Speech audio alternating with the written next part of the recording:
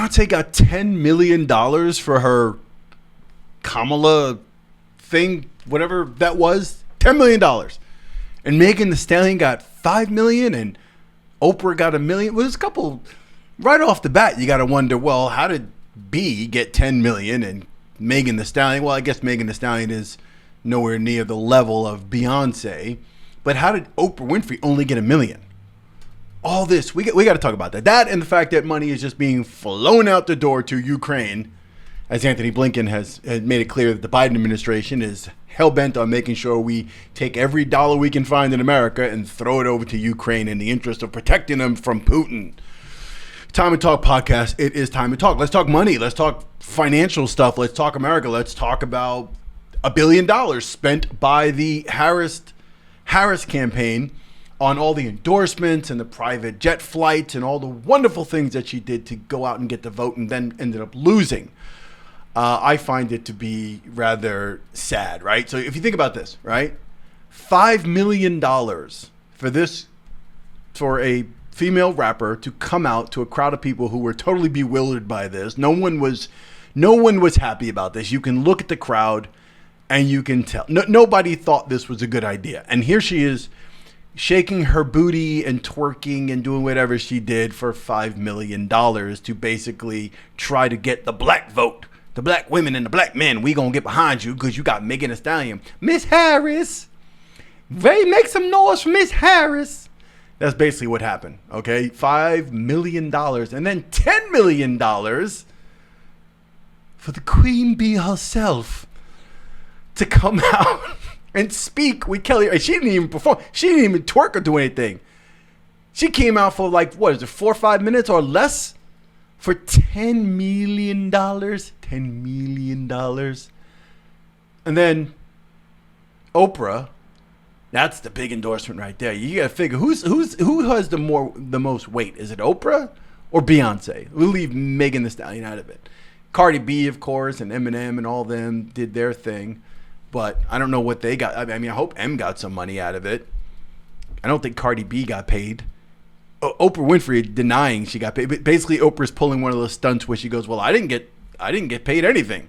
No, the money went to my production company. Well, it went to a shell company outside of a shell company inside of another shell company, which ultimately ends up in my bank account." That's how that happened, right? So it is just rather telling that the push to get the black vote was twerking, right? Twerking and ghetto rap stars, Cardi B and Beyonce. And then for the black men, it was free weed. Or was it free weed, or was just saying weed's going to be legal and we're going to give business loans. We're going to give you some money. We're going to give you some money and some weed.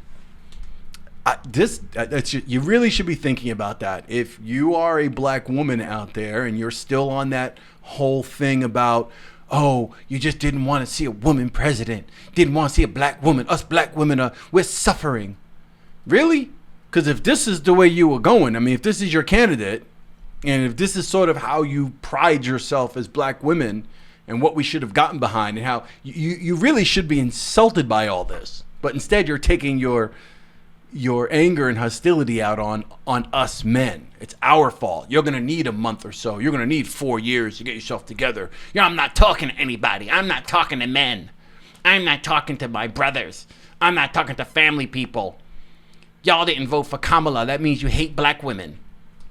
Y'all should think about whether or not you hate yourself. Because if y'all were so impressed with Cardi B, Megan Thee Stallion, and Beyonce, and then that's where your vote was going, and that's the only thing it took to get you to pull the lever, I got to question y'all.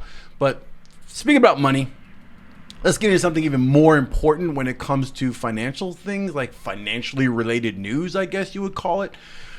The ongoing situation with Ukraine and Russia, right? This entirely orchestrated war, okay, in order to expand NATO, in order to drain Putin or Russia of its resources and try to control that part of the world. This is all done by us, by the way. All right, just in case you don't know this. There were plenty of times where a resolution could have been had, peace could have been had, we could have negotiated situations, and Biden and company, Boris Johnson, they sent him over to basically say, no, we're not going to do a deal. Let's fight. That's what they did. That's what America did. So that's what's happening in Ukraine, in case you thought that it was some unprovoked incident and Putin's trying to take over the world. We got to stop him. That's what they told you. That's what they told the people who watch CNN. All of you legacy media audience, right? The zombies to ABC, NBC, News, CBS, who like to have political conversations and act like you know what you're talking about when you really have no clue what you're talking about. It was not an unprovoked thing. Anyway, I digress because I have spoken about this before. But here's what you should be concerned with, right? The country is falling apart. Our infrastructure is falling apart. Eggs cost $10.99 a dozen, whatever it is. People are suffering. This election reflected that. Trump made it clear that he was going to try to clean up inflation and the whole situation, and people believed that he has much more business acumen and much more business understanding of business and how to deal with the economy. And Biden clearly has gotten us in this situation.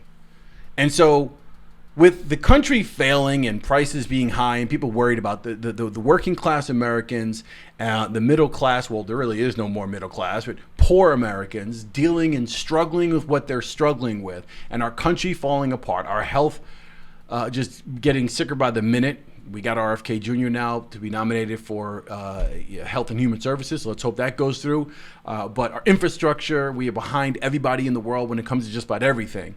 And we are just doing terrible when it comes to inflation, when it comes to our national debt. Yet, let's take a listen to Anthony Blinken, our Secretary of State, talking about what we're doing with Ukraine. As we're working to make sure that Ukraine has what it needs to effectively defend itself, the United States continues to step up. We've obligated just recently and pushed out the door another $8 billion in security assistance for Ukraine. That was in September. Another almost $500 million just a few weeks ago. And President Biden is committed to making sure that every dollar we have at our disposal will be pushed out the door between now and January 20th. Ukraine's current needs. However, every dollar at our disposal will be pushed out the door between now and January 20th. So basically, think about that for a second. Basically, he's saying we're going to get all the money we can and throw it to Ukraine before we get out of the White House. And that doesn't bother you. Let's just pretend. Let's do an experiment. You were a Democrat, Harris supporter, Biden. You trumpeted the horn for Biden in that administration for the last 4 years. You love Harris. Let's just pretend you hear this news. You're going to sit there and tell me this is a good idea? You think this is a good idea? Let me know in the comments below. Go ahead, get in the comments.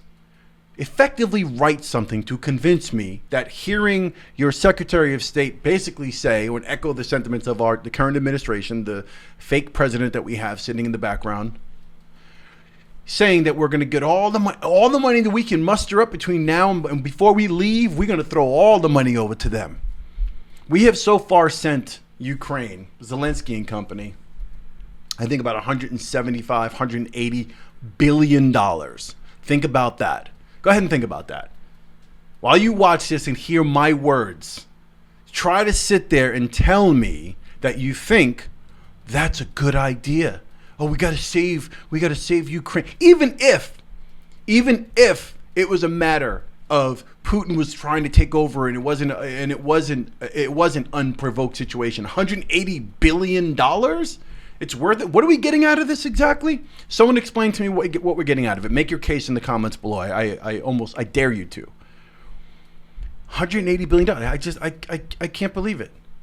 I just can't believe it. And the way he says it with it's such a casual slap in every American's face right now that is struggling. We're going to get whatever money we can get our hands on. We're sending it over to Ukraine before we get out of here. Who are they? What is that, like a smack to Trump? Are you affecting him with this? Somehow you're this is a revenge tactic? This is your strategy? Because this goes directly against the American people. And we should be standing up and saying something about this. And I really, really, really hope and pray that Trump and whoever he puts around him, I really hope that the Ukraine-Russia situation is if the one thing that he stands for or one thing that he can get done, I would hope that it's to get us out of that situation. The Israeli thing, I already know is not going to happen. Mind you, I think that's probably even more important because we're talking about human lives. We're talking about genocide taking place right now. right now in the contemporary world. In 2024, genocide is happening right now. That's more important for us to deal with. However, sending $180 billion for a war that has nothing to do with us when we are failing here at home, that is a problem for me. That should be a problem for you. I'm done. Time to Talk podcast. I've really just had enough. I don't get it. I don't get it. I don't get it. I can't figure it out. Let me know in the comments below what you think about this whole thing. Like this video on the way out. It helps the algorithm. It helps the machine behind the scenes make things happen. We're going to grow. We're going to grow the channel. I'm going to keep bringing it to you as I bring it to you. Just raw, and this is the way it is. All right, subscribe if you've not yet subscribed, and hit that little notification bell so you know when I put up new content and you don't miss it. I appreciate you being here. I'll see you in the next Time to Talk podcast. Peace.